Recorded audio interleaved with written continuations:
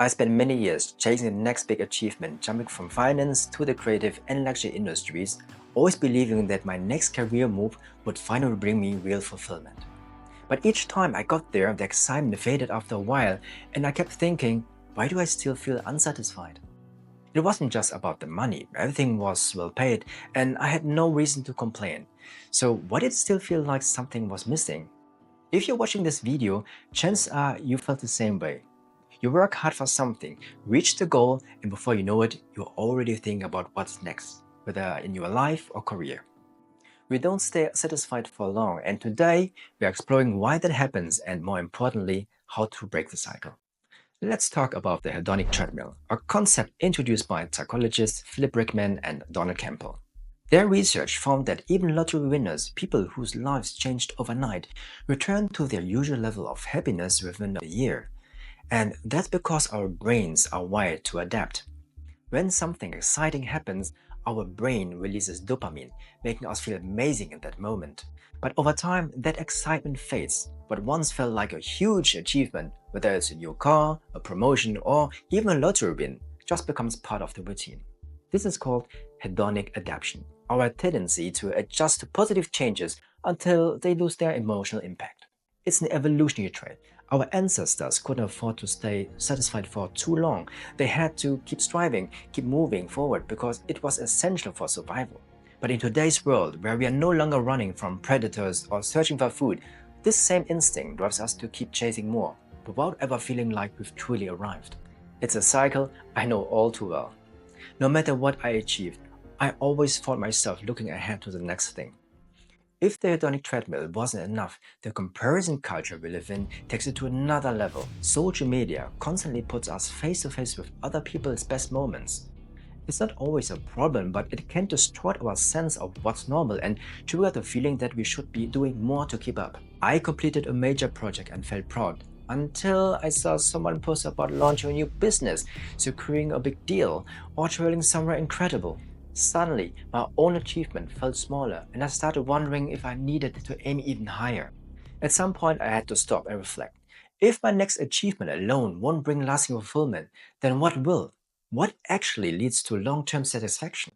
A University of Pennsylvania study found that people who reduced their social media use by just 30 minutes a day felt less depressed and lonely because they weren't constantly comparing their everyday life to other people's best moments. But avoiding comparison alone isn't enough.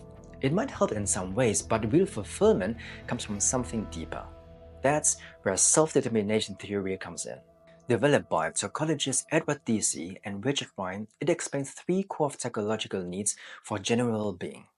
And these same principles can help us find deeper fulfillment.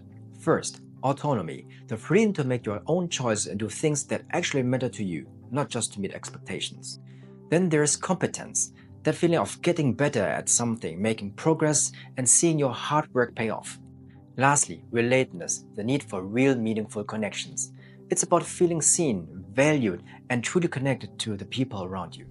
Take a second to think about your current goals. Do they give you a sense of freedom, challenge you to grow in meaningful ways, and help you connect with people you care about?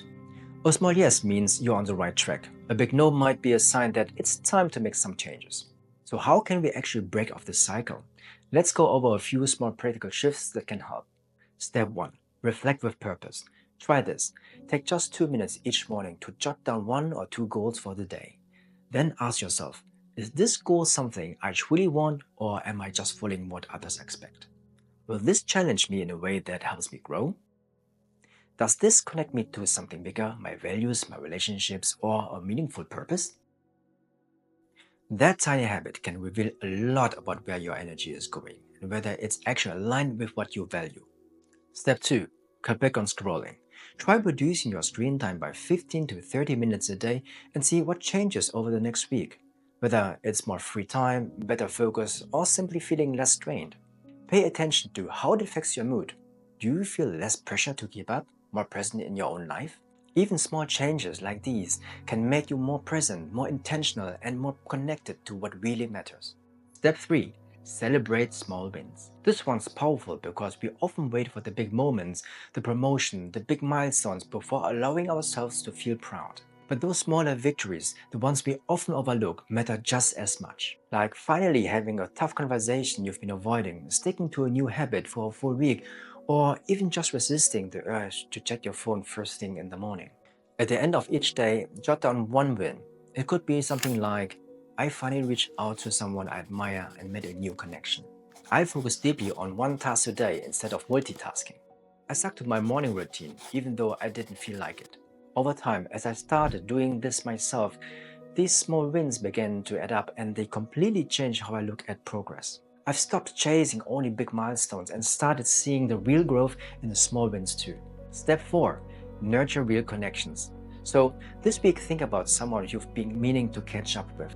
Maybe it's an old colleague or a friend you haven't spoken to in a while. Sharing a laugh over a phone call or exchanging a few thoughtful texts can remind you that real connections matters far more than likes, follows, or career milestones. And who knows, that one conversation might mean more than you think to both of you. I want to leave you with this. If you ever hit a goal but still feel like it wasn't enough, you are not alone.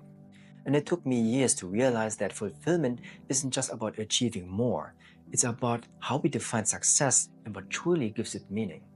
Wanting more isn't a bad thing.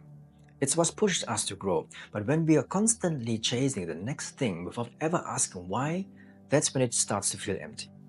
And when we compare ourselves to everyone else's highlight reel, that feeling of not being enough only gets stronger.